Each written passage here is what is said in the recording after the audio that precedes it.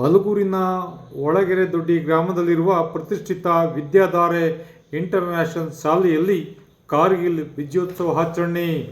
ಶಾಲಾ ವಿದ್ಯಾರ್ಥಿಗಳಿಂದ ದೇಶದ ಗಡಿ ಕಾಯುವ ಸೈನಿಕರ ವಸ್ತ್ರಗಳನ್ನು ಧರಿಸಿ ದೇಶಭಕ್ತಿ ಗೀತೆ ಹಾಡಿ ಸೈನಿಕರಿಗೆ ಜಯಘೋಷದ ಮೂಲಕ ಗೌರವ ಸಲ್ಲಿಕೆ. ಕಾರ್ಯಕ್ರಮದಲ್ಲಿ ಕನ್ನಡ ಶಿಕ್ಷಕರಾದ ಮಧು ಅವರಿಂದ ಕಾರ್ಗಿಲ್ ವಿಜಯೋತ್ಸವದ ಕುರಿತು ಸಂದೇಶ. ಶಾಲೆಯ ಮೇಲ್ವಿಚಾರಕಿಯಾದ ಎಚ್.ವಿ. ಶ್ವೇತಕುಮಾರಿಯವರಿಂದ ಕಾರ್ಗಿಲ್ ವಿಜಯ ದಿವಸದ ಮಹತ್ವ ಕುರಿತು ಸಂದೇಶ.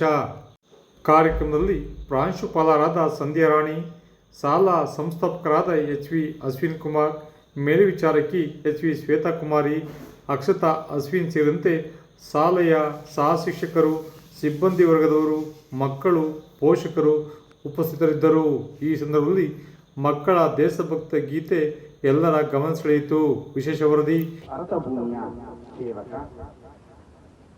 ಅವನೇ ನಮ್ಮ ಸೈನಿಕ, ರಾಷ್ಟ್ರ ರಕ್ಷಣೆಯ ಕಾಯಕ, ದೇಶ ಸೇವೆಯೇ ಅವನ ಚಾಲಕ. ನಮ್ಮ ದೇಶ ಪ್ರೇಮಕ ಎಂಬ ಮಾತುಗಳನ್ನು ತಿಳಿಸುತ್ತಾ ಜುಲೈ 26 ನಮ್ಮ ಭಾರತದ ಇತಿಹಾಸದಲ್ಲಿ ಅವಿಸ್ಮರಣೀಯವಾದಂತಹ ಒಂದು ದಿನ. 1999 ಮೇ 3ರಿಂದ ಜುಲೈ 26ರವರೆಗೆ, ಅಂದರೆ 60 ದಿನಗಳ ಕಾಲ ಸತತವಾಗಿ ಹೋರಾಟವನ್ನ ಮಾಡಿ ಪಾಕಿಸ್ತಾನ ಸೈನಿಕರ ವಿರುದ್ಧ ವಿಜಯ ಪತಾಕೆಯನ್ನ ದಿಗ್ವಿಜಯವನ್ನ ಪಡೆದಂತಹ ದಿನ. ಪಾಕಿಸ್ತಾನ ಸೈನಿಕರು ನಮ್ಮ ಭಾರತ ದೇಶವನ್ನ ಗಡಿಯನ್ನ ನುಗ್ಗಿ ಹಲವಾರು ಭೂ ಪ್ರದೇಶಗಳನ್ನ ವಶಪಡಿಸಿಕೊಳ್ತಾರೆ. ಆ ಪ್ರದೇಶಗಳನ್ನ ಮರುಪಡೆಯುವಂತೆ ನಮ್ಮ ಭಾರತೀಯ ಸೈನಿಕರು ಆಪರೇಷನ್ ವಿಜಯ ಎನ್ನುವಂತಹ ಅಸ್ತ್ರವನ್ನ ಬಳಸಿ ಪಾಕಿಸ್ತಾನ.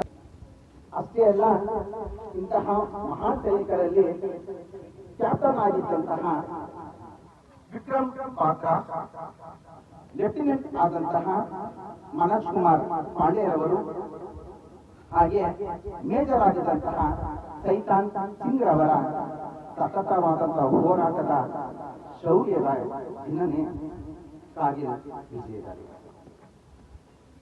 ಅಷ್ಟೇ ಅಲ್ಲ, 1999 ಜುಲೈ 26ರಲ್ಲಿ ಕೆಲವರು ಪ್ರದೇಶಗಳು ಉಳಿದುಕೊಂಡಿದ್ದು, ಆ ಉಳಿದ ಪ್ರದೇಶಗಳನ್ನ ಸಂಪೂರ್ಣವಾಗಿ ಹಿಮಾಲಯ ಪರ್ವತದ ಶಿಖರ.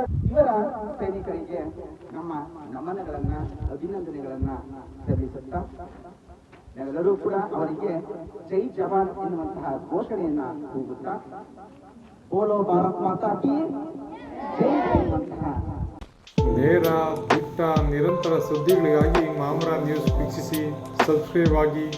ಧನ್ಯವಾದಗಳು.